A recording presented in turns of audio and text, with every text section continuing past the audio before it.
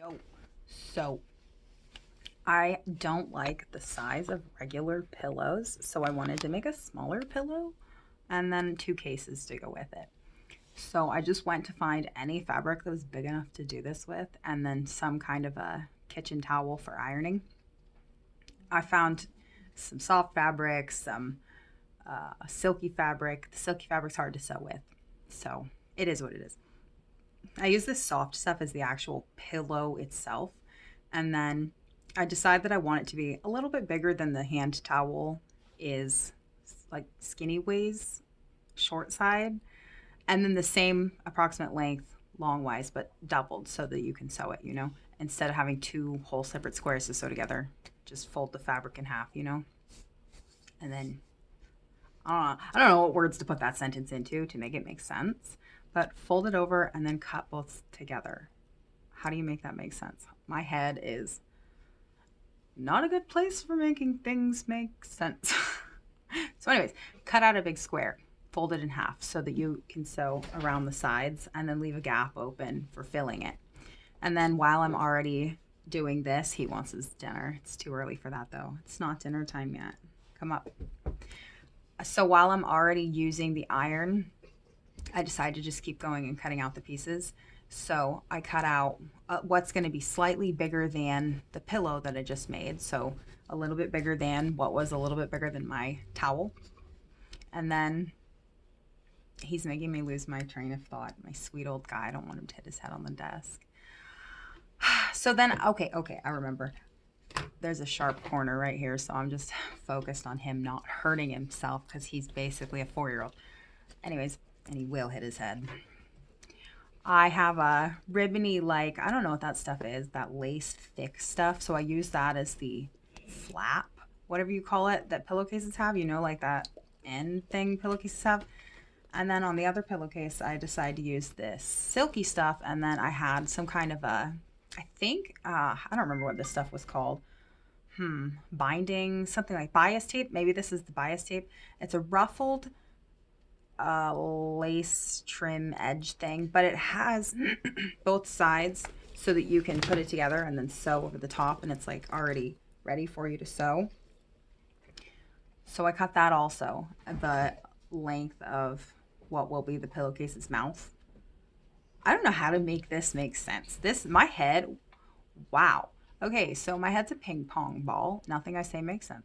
So sew 3 of the edges on 4. No, because one of them's already. Sew 3 of the edges on the pillowcase and leave a big enough hole that your hand can fit in it. I've made the mistake to not make the hole big enough before, and it's tragic. It's so much harder. And I have a big hand. Like, I can't make it get small enough to get into things that other people seem to be able to get their hands into. This doesn't seem, or wow, the appropriateness just feels like it went off the charts with that. Oh my goodness, I'm going to keep on going here. So when you have stuffing and you're filling things, make sure you knead it. I'm going to stop trying to use my hands. Knead it up and break it up so there's no knots or hard pieces in there, because that's no fun. And you want it to be like puffy and loose so that it melds all nicely. So I fill this pillow with as much as I feel like I want. User's choice here on whether you want it to be feathers or stuffing, or if you want it to be light or heavy or dense or soft. I chose very, very light stuffing, and I didn't want it to be very thick. I get overwhelmed when a pillow is too big, and I don't like that. So I wanted it to just barely be bigger than a head, so it's just a little, it's easy to get centered. There's not some big awkward edge that's way bigger than the other. Nothing feels like it's suffocating you over the side of your face, pillow wise. Okay, I have weird pillow preferences. Apparently, I learned at some point. I have gone through so many pillows. I tried so many odd different pillows. None of them are ever good. So here I'm making my own, of course, because yeah. There's a wedge that I like that I used for a really long time and was so grateful to have for the beginning of my injury. It's now been slightly over a year and a couple of days since I hurt myself, and I'm in so much better shape now than I was when I got hurt. I was not able to move very much at all in the beginning. It was absolutely tragic, but that wedge was a lifesaver. The zipper case cover thing is busted, so Yeah, it's not great. So, anyways, blah blah. I don't even know why I'm bringing that up. It's kind of a pillow. It's a wedge, and I used it as a pillow because like yeah.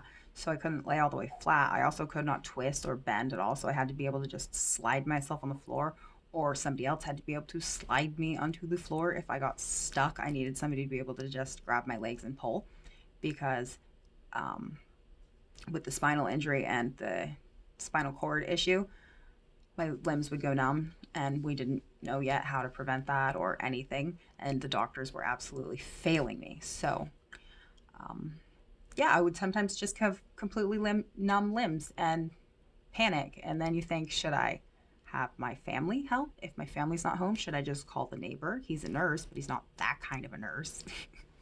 I'm sure he wouldn't mind, but yeah, that's awkward. So, like, hey, my legs don't work. Can you pull me out of my bed? That's awkward. Ugh.